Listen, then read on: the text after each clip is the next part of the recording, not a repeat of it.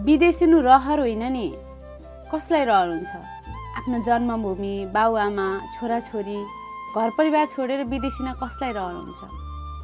तर अहिले धेरै यही भइरहेको छ कि नेपालमा एयरपोर्टमा प्रत्येक दिन विदेशिनीको भिड लागिरहेको छ। 12 पास गर्यो त कहाँ जाने? विदेश जाने। अहिले त विदेशमा पनि यति धेरै नेपाली भइसक्यो, अहिले त विदेश पनि नेपाल जस्तो लाग्न थालिसक्यो हुन त होइन, जता पनि नेपाली नै भेटिन्छन् होइन। तर दुःखको कुरा के नेपालमा अब बुढाखाडा बालबच्चा बस्ने मात्र ठाउँ बन्ने भयो त नि यही पाराले त। अबको 15 वर्षसम्म पनि देशले प्रगति गर्न सकेन भने त हाम्रो छोराछोरीको ताल पनि त यही हुने भयो होइन त। जुन पीडा जुन दुःख हामीले परदेशमा गरिरहेका छौँ, भोलि छोराछोरीले पनि हामीदेखि टाढा गएर उनीहरूले पनि त त्यसरी नै दुःख यसरी नै चलिरहने हो त हाम्रो देश नेपाल।